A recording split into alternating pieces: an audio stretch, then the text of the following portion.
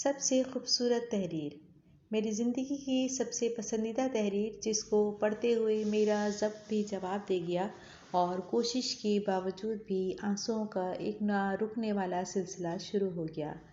امی کو کیا پسند ہے۔ میں 4 سال کے بعد واپس اپنے وطن لوٹ رہا تھا۔ پچھلے 4 سال سے میں دبئی میں جاب کر رہا تھا اور اب میرا کانٹریکٹ ختم ہو چکا تھا اور میں بس وطن واپس آنے کی تیاریوں میں لگا رہا تھا۔ ابھی کچھ دیر پہلے ہی میں نے گھر والوں کے لیے شاپنگ کر کے کمرے میں آیا تھا۔ پچھلے 4 سالوں میں جاب کے علاوہ کچھ چھوٹے موٹے کام کر کے میں نے کچھ پیسے آج کے دن کے لیے جوڑ رکھے تھے کہ جب وطن واپس جاؤں گا تو گھر والوں کے لیے تحائف لیتا جاؤں گا۔ چھوٹے بھائی کو مہنگے موبائل رکھنے کا بہت شوق تھا، اس کے لیے ایک آئی فون لیا تھا۔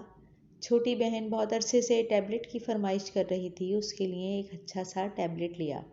دوسری 2 بہنوں کے لیے خوبصورت سی گھڑیاں اور کپڑوں کے کچھ جوڑے لیے۔ ابو کے لیے ایک اسمارٹ فون اور چند قیمتی پرفیوم لیے۔ لیکن جب امی کے لیے تحفہ لینے کی باری آئی تو میں سوچ میں پڑ گیا کہ امی کو کیا پسند ہے۔ اتنے سالوں میں کبھی امی کو مہنگے کپڑے پہنے نہیں دیکھا۔ گھڑی کا تو شوق ہی نہیں رکھتی تھی امی۔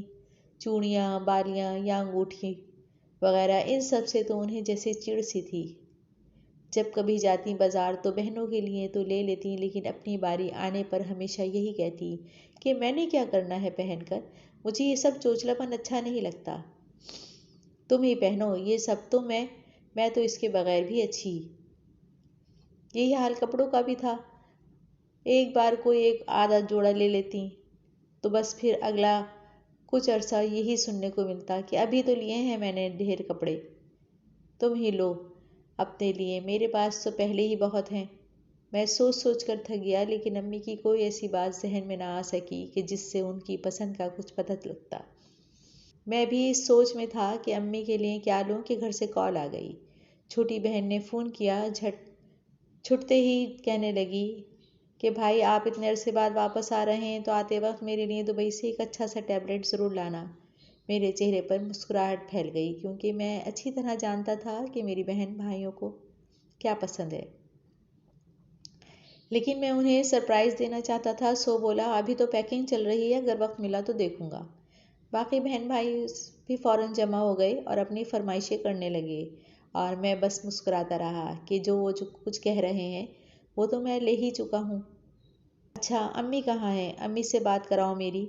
کچھ دیر میں امی آ گئیں لائن پر۔ حال احوال کے بعد میں نے پوچھا کہ امی آپ کے لیے کیا لاؤں دبئی سے، اپنی پسند کی کوئی چیز بتائیں۔ امی نے کہا او چھوڑ ان باتوں کو، یہ پتہ کب پہنچ رہا ہے میرا بچہ میرے پاس۔ میں امی کی پسند سننے کا منتظر تھا۔ نہ جانے کیوں یہ سن کر اچانک میری آنکھوں میں 2 آنسو نکلے اور میرے گالوں پہ پھسلتے چلے گئے۔ میں جان چکا تھا کہ امی کو کیا پسند ہے۔ اللہ سبحانہ تعالیٰ ان ماؤں کو جنت الفردوس میں اعلیٰ و ارفع مقام عطا فرمائے جو اس دنیا سے جا چکی ہیں